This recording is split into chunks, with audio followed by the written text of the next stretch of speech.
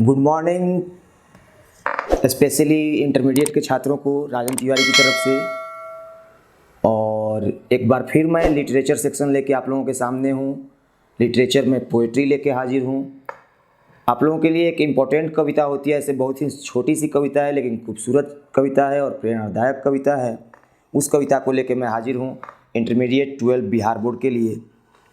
कविता का नाम है एन एपिटैफ और जिसे लिखा है वाल्टर डे ला मेयर ने। तो एपिटैफ का मतलब क्या होता है? एपिटैफ का हिंदी मतलब अगर हम समझना चाहें तो वो है स्मरण लेख। अब स्मरण लेख क्या है, एपिटैफ क्या है, ये हम लोग को थोड़ी देर में समझ में आएगा। और उससे पहले हम लोग ज़रा लेखक परिचय जो हर लेसन में होता है उसको देखने का प्रयास करते हैं। सबसे पहले वाल्टर डे ला मेयर 1873-1956 1873 में जन्म हुआ, 1956 में मृत्यु हुई। Was born in the village of Charlton in Kent England. इनका जन्म 1873 में हुआ, 1956 में मृत्यु हुई। जन्म कहाँ पे हुआ था? एक गांव था चार्ल्टन, इंग्लैंड के केंट नामक स्थान के आसपास कहीं वो गांव होगा चार्ल्टन, वहीं पे इनका जन्म हुआ था। He lost his father at the age of 4 and had to move with his family to London. उन्होंने अपने पिताजी को खो दिया। कब खो दिया? मात्र 4 साल की उम्र में खो दिया और परिवार के साथ गांव को छोड़ करके लंदन आना पड़ा, इंग्लैंड के ही लंदन में। He is known for his sensitive concerns with the world of children and he is known for his sensitive concerns with the world of children and the world of the supernatural. He is known, उन्हें जाना जाता है। किस लिए जाना जाता है? उनका संवेदनशील जुड़ाव था। कंसर्न मतलब जुड़ाव, ऐसे चिंता भी हो सकती है बच्चों की दुनिया से या फिर सुपर नेचुरल्स की दुनिया से। सुपर नेचुरल पावर्स जैसे अगर आप लोग सीरियल्स वगैरह देखते होंगे तो, या क्रिस जो फिल्म आई थी, कई सीरीज़ थी उसकी, कई पार्ट में है 1, 2, 3, तो उसमें वो जो शक्तियाँ दिखाई गई हैं 2000 सुपर नेचुरल पावर्स और या शक्तिमान वगैरह है जो वो सुपर नेचुरल। तो इनका बच्चों की दुनिया से और सुपर नेचुरल से सेंसिटिव मतलब होता है संवेदनशील जुड़ाव था। His songs for children and peacock pi depict world of dreams. उनकी रचना है सॉन्ग्स फॉर चिल्ड्रेन और पीकॉक पाई। डिपिक्ट मतलब प्रदर्शित करना। क्या प्रदर्शित करती है? सपनों की दुनिया को प्रदर्शित करती है। उनकी रचनाएं songs for children and peacock pie क्या करती है? सपनों की दुनिया को प्रदर्शित करती है। But even in these songs there is a note of melancholy. लेकिन इन गानों में भी एक झलक है। किस चीज़ की झलक है? मेलनकोली, उदासीनता की झलक है। The poet makes us aware of the inhuman condition of modern life. ये 1 नंबर के लिए इम्पोर्टेंट होता है और कल वाले ऑब्जेक्टिव के वीडियो में मैंने इसको दिया भी है, ये वाला क्वेश्चन, और ये अक्सर आता रहता है क्वेश्चन। ये जो कवि हैं वो हमें क्या करते हैं? जो इनह्यूमन कंडीशंस हैं, अमानवीय स्थितियाँ हैं, क्रूर स्थितियाँ हैं आधुनिक जीवन की, उससे कवि हम लोगों को क्या करता है? अवेयर करता है, जागरूक बनाता है। अवेयर अपने बाद ऑफ प्रीपोजिशन लेता है, ये भी ध्यान रखेंगे। He shows his genius by evincing fresh interest in old themes. वो अपने अंदर की जो प्रतिभा है, उनके अंदर का जो प्रतिभावान इंसान है उसको प्रदर्शित करते हैं। इवेंट्स मतलब प्रदर्शित करना, शो प्रदर्शित करना, डिपिक्ट प्रदर्शित करना। तो अपने अंदर के जीनियस को प्रदर्शित करते हैं कैसे? ओल्ड थीम्स, पुरानी विषय वस्तुओं में वो फ्रेश इंटरेस्ट, नया इंटरेस्ट जगा देते हैं।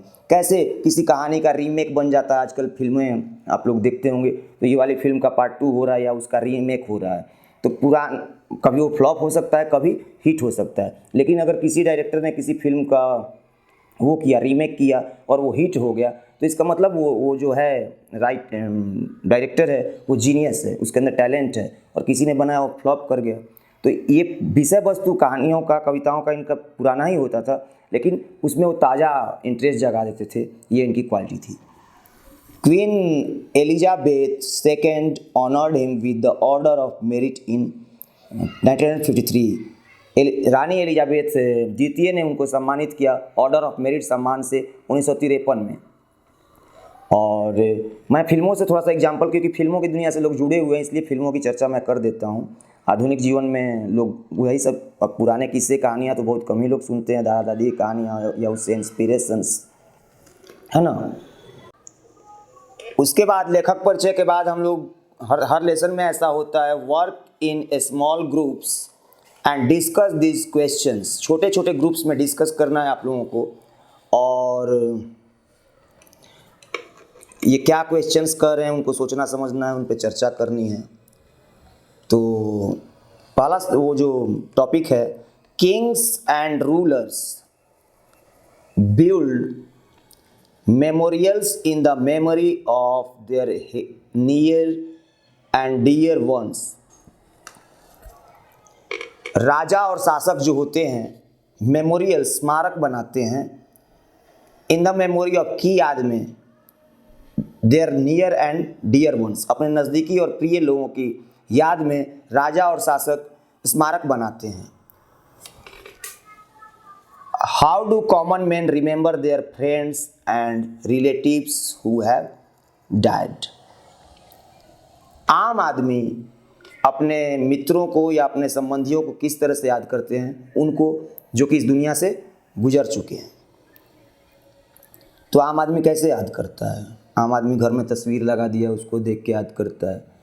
अपने मन ही मन भी याद करता रहता है अपने नज़दीकी लोगों को, कभी किसी से शेयर करता है। इस तरह से आप लोगों के पास भी कुछ आइडियाज़ होंगे अपने, और या फिर उनका जो पुण्यतिथि वगैरह आता है उस समय उनको याद कर लेता है, कोई सेलिब्रेशन वगैरह छोटा वो करके शोक वगैरह मनाना, या इस तरह से भी याद कर लेता है। या फिर उनका जन्मदिन था वो फिर से सेलिब्रेट करके भी उनको याद करता है। इस तरह से किया जा सकता है, या करते होंगे लोग, करते हैं। और उसके बाद सेकंड क्वेश्चन है, you might have come across some lines of verse written on a grave or on a memorial. What is this called? What is its importance? जरूर आपका सामना किसी कविता से हुआ होगा जो ग्रेव, कब्र पर लिखी हुई होती है या किसी स्मारक पर लिखी होती है। What is this called? इसे क्या कहा जाता है? What is its importance? उसका महत्व क्या है? तो यही जो कविता लिखी होती है किसी स्मारक पर या कब्र पर, वो क्या है? एपिटैफ है, स्मरण लेख है। और उसका महत्व, उसे क्या कहा जाता है? उसे एपिटैफ कहा जाता है। महत्व क्या है? तो उसके बहाने, उस कविता के बहाने उस व्यक्ति के बारे में लोग जान पाते हैं। और इसके बाद हम लोग की कविता शुरू होती है एन एपिटैफ, पोएट्री शुरू होती है, स्मरण लेख। Here lies a most beautiful lady, light of a step and heart was she. Here lies a most beautiful lady, light of step and heart was she. यहाँ पे एक सबसे खूबसूरत महिला लेटी हुई है, पड़ी हुई है। Light of step and heart was she. Light of step and heart वो फ्रेजल टाइप का है, और उसका मतलब है कि वो चंचल थी, उसके अंदर कमिटमेंट नहीं था, वो यहाँ वहाँ विचरण करने वाली थी, घूमने वाली थी। तो यहाँ पे महिला लेटी हुई का सेंस क्या है? महिला लेटी हुई का मतलब वो कवि, चूँकि स्मरण लेख हम लोग कब्र वगैरह का जिक्र कर रहे थे, तो कवि एक कब्र पे बैठा हुआ है और वहाँ पे कवि ये बातें कह रहा है कि यहाँ इस कब्र में एक सबसे खूबसूरत महिला दफन है और वह चंचल थी, यहाँ वहाँ विचरण करने वाली थी, उसके अंदर कमिटमेंट नहीं था और प्रतिबद्धता नहीं थी। Light of step and heart का अगर हम मीनिंग निकालें तो, और ऐसा कवि इसलिए कह रहा है क्योंकि कवि को अकेला छोड़ के चली गई है। I think she was the most beautiful lady that ever was in the west country.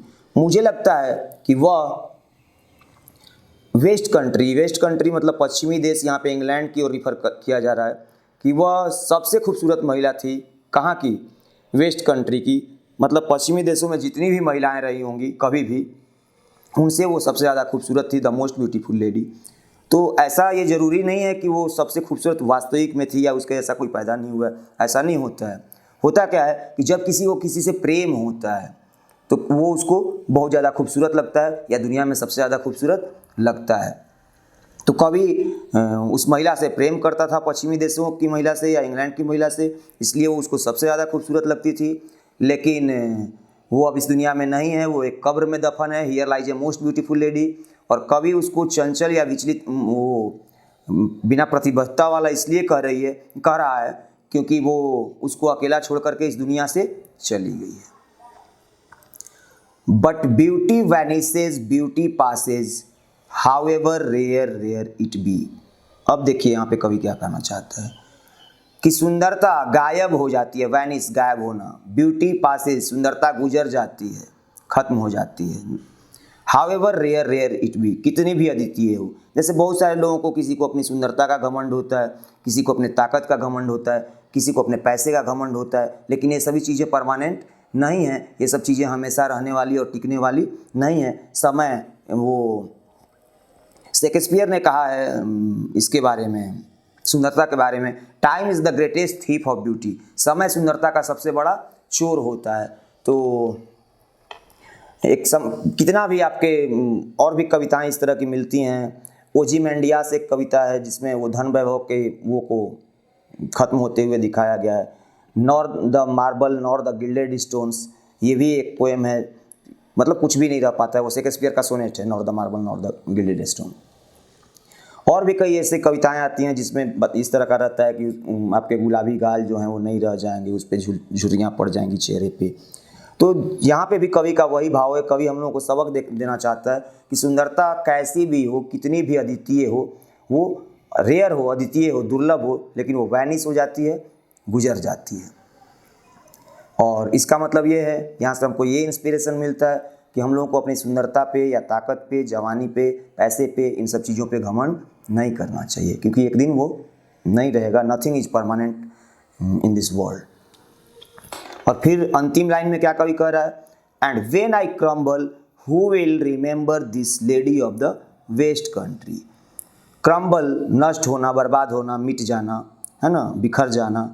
तो जब मैं बर्बाद हो जाऊंगा, मिट जाऊंगा, इस दुनिया से गुजर जाऊंगा, चला जाऊंगा यहाँ पे, तो पश्चिमी देशों की सबसे खूबसूरत महिला को, जो बहुत खूबसूरत है, अब यहाँ पे देखिए, अगर वो वास्तविक में सबसे खूबसूरत होती तो कवि के अलावा दूसरे लोग भी उसको हो सकता है याद करते, लेकिन वो चूँकि कवि की बिलव्ड थी, प्रेमिका थी, तो इसलिए वो उसकी नज़रों में ज़्यादा खूबसूरत है। और वो कवि कह रहा है कि जब मैं इस दुनिया से चला जाऊँगा, and when I crumble who will remember this lady of the west country, तो पश्चिमी देशों की इस महिला को कौन याद करेगा। और यहाँ पे हम लोग एपिटैफ कविता ख़त्म कर चुके हैं। थोड़ी देर के लिए मैं आपको इसका वो ट्रू फॉल्स बता देता हूँ, और छोटे शॉर्ट क्वेश्चंस भी हैं, तो थोड़ी देर के लिए मैं उस पर भी चर्चा कर देता हूँ। वैसे 1 नंबर के लिए इम्पोर्टेंट आपको जो सवाल हो सकते हैं वो भी मैं एक बता चुका हूँ, एक और मैं बताने वाला हूँ, यहीं पे आएगा। तो ट्रू फॉल्स देखते हैं। The poet expresses his sad feelings for a lady. कवि एक महिला के लिए अपने दुख भरे भावों को व्यक्त करता है। सही है, उदासी भरे भावों को व्यक्त करता है, वो उदास है वो उसके लिए। The lady belongs to the north country. वो महिला नॉर्थ कंट्री से बिलोंग करती है क्या? नहीं, वो वेस्ट कंट्री से बिलोंग करती है, तो फॉल्स हो गया। The poet consider her the most beautiful lady. कवि उसको सबसे खूबसूरत महिला समझता है, ये ट्रू है। और beauty remains for ever if we take proper care of it. अगर सुंदरता को खूब हम केयर करते हैं, उसको अच्छे से अपने आप को मेंटेन करने का प्रयास करते हैं, तो क्या हमारी सुंदरता हमेशा रह जाएगी? आप कितना भी कुछ भी कर लें, वो ये सुंदरता रहने वाली नहीं है, वो मिट ही जाएगी। तो ये क्या हो गया? फॉल्स हो गया। There are other persons who also know the lady. ऐसे भी दूसरे लोग हैं क्या जो उस महिला को जानते हैं? तो अगर उस महिला को जानने वाले दूसरे लोग होते तो फिर कभी ये नहीं कहता कि who will remember when I crumble who will remember this lady of the west country. अगर कोई दूसरा याद करने वाला होता तो फिर कभी ऐसी बात नहीं करता। तो तो ये फॉल्स हो गया, क्योंकि कवि के बाद उसको कोई याद करने वाला नहीं है, तो दूसरे लोग उसको नहीं जानते हैं। The poet feels that after his death nobody will remember her, कवि ये महसूस करता है कि उसकी मृत्यु के बाद उसे कोई नहीं याद करेगा, ये सही बात है। और answer the following questions briefly, इन सवालों के जवाब देने हैं आपको संक्षेप में। Where does the lady lie, महिला कहाँ पड़ी हुई है, लेटी हुई है, दफन है का सेंस है यहाँ पे। तो the lady lies present indefinite चल रहा है, इन ए ग्रेव, यहाँ पे the lady lies in a grave. How does she look to the poet, कवि को कैसी दिखती है वो। सी लुक्स, आप लोग आंसर नोट कर लीजिएगा अपना, मैं बोल देता हूँ। She looks the most beautiful lady of the west country to the poet. I repeat, she looks the most beautiful lady of the west country to the poet. Was she a kind and considerate lady, considerate मतलब होता है दूसरे की भावनाओं को समझने वाला, kind दयालु। क्या वो दयालु और दूसरे की भावनाओं को समझने वाली महिला थी। तो हम चूँकि कवि की भावनाओं को समझा नहीं उसने, या समझती होगी लेकिन भाई मरना ना साथ में आए हो ना साथ में जाओगे, तो यहाँ पे सेंस तो कविता से यही निकल रहा है कि उसको अकेला छोड़ कर चली गई है। तो no she was not a kind and considerate lady, क्योंकि कवि उसकी मौत से दुखी है। What does the poet think about beauty, कवि सुंदरता के बारे में क्या सोचता है। The poet thinks, present indefinite चल रहा है तो अफर्मेटिव जब चलेगा तो थिंक्स हो जाएगा। The poet thinks about beauty that it vanishes, it passes, however rare it be, कवि सोचता है सुंदरता के बारे में कि सुंदरता नष्ट हो जाती है, मिट जाती है, ये कितनी भी अद्वितीय हो। और what does the poet mean when he says and when I crumble, कवि के कहने का क्या मतलब है जब वो कहता है एंड व्हेन आई क्रम्बल। तो when the poet says and when I crumble, he means to say that when he dies, one crumble हो जाएगा, इसका मतलब वह नष्ट हो जाएगा, यहाँ पे क्या, मर जाएगा। तो मैं बोल रहा था आप लोगों से कि एक इम्पॉर्टेंट है एक नंबर के लिए, वो क्या है। तो एपिटैफ क्या है, व्हाट इज एन एपिटैफ, ये एक नंबर के ऑब्जेक्टिव के लिए भी इम्पोर्टेंट हो सकता है, या 2 नंबर में भी इस तरह के सवाल आ सकता है। तो what is an epitaph, inscription on a term in memory of the dead, किसी मरे हुए की याद में किसी मकबरे पे जो कुछ भी लिखा होता है, या कब्र पे जो कुछ भी लिखा होता है, उसे क्या बोलते हैं, एपिटैफ बोलते हैं। टर्म मतलब मकबरा, ग्रेव कब्र। और क्रम्बल का मतलब यहाँ पे है मर जाना, मिट जाना, ऐसे मैंने बताया कि बिखर जाना, fall down into pieces. Rare not common, अद्वितीय, वैनिश गायब होना। तो यहाँ पे हम लोग ये लेसन क्या कर चुके हैं, ख़त्म कर चुके हैं। तो मैं मिलूँगा आप लोगों से अपने अगले वीडियो में। And the channel is EduServe, I am Rajan Tiwari. Keep subscribing our channel and share it as much as you can. Thank you.